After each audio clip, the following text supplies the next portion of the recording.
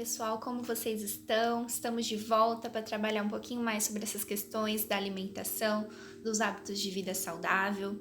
E hoje eu queria falar com vocês sobre a compulsão alimentar, sobre a diferença de episódios de exagero na hora de comer, de gula e episódios de compulsão alimentar, né? Como nós falamos já anteriormente, esses episódios de exagero, de gula na hora de comer, são comuns e são até esperados em alguns contextos, né? Nos contextos sociais, de festas. Mas como saber então se trata de um episódio de exagero ou de compulsão alimentar? A compulsão alimentar ela é um transtorno psiquiátrico. Ela é um transtorno da área da alimentação e é um dos mais frequentes, né? Então, esse diagnóstico ele só pode ser feito realmente por um profissional especialista nessa questão de alimentação. Mas hoje eu vou trazer alguns sinais de alerta, algumas questões que vocês podem ficar atentos para perceber se às vezes é um caso de procurar ajuda, de ir atrás para fazer um tratamento adequado, né? E realmente cuidar de si mesmo quando se trata de compulsão alimentar.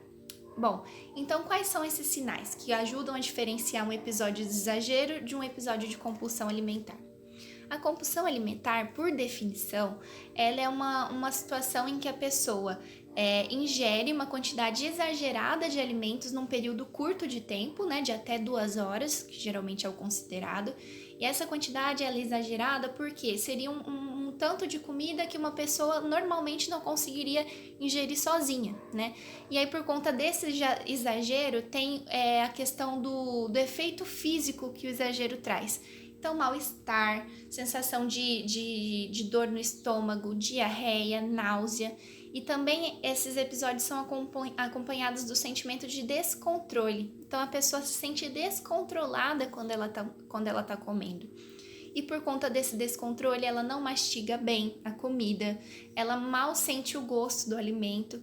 Então, ela não tá comendo por prazer. E também não está comendo por uma necessidade física, não está necessariamente atrelado à fome, né?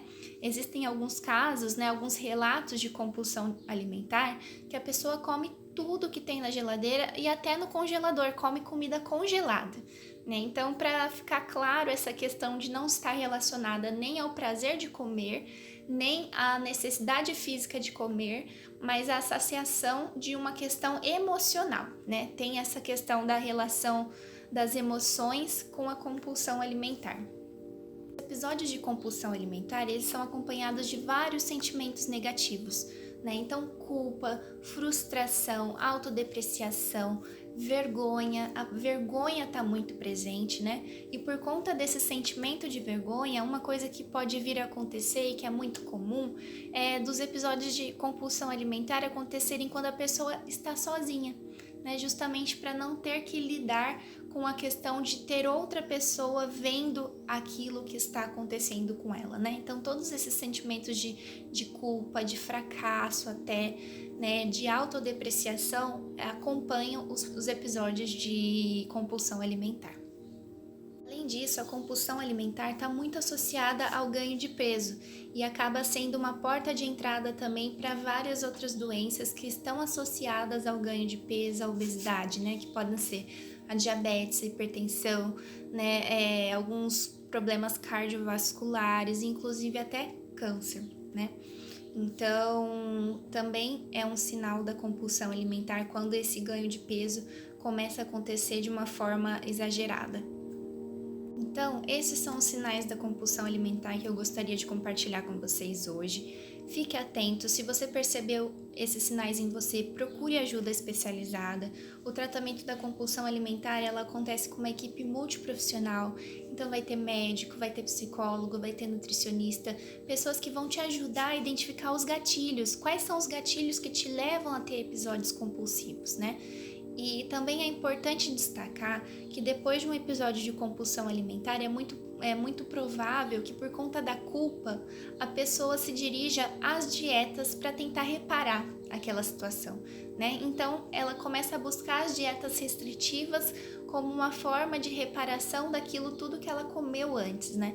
E aí esse ciclo vai sendo retroalimentado. Por quê? Porque como a gente já mencionou anteriormente, as dietas restritivas, elas têm essa questão de que depois da restrição acabam gerando novos episódios compulsivos, né?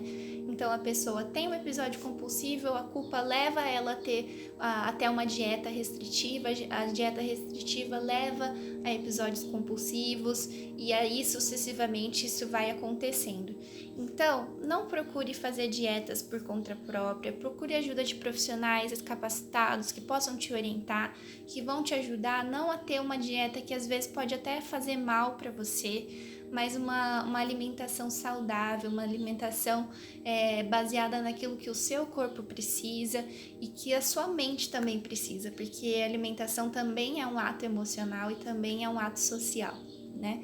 Então, são essas as dicas de hoje. Qualquer dúvida, qualquer orientação pode me procurar e compartilha com a gente se você gostou, se isso te chamou a atenção para alguma coisa que você não tinha percebido antes, tá bom? Um abraço e até mais!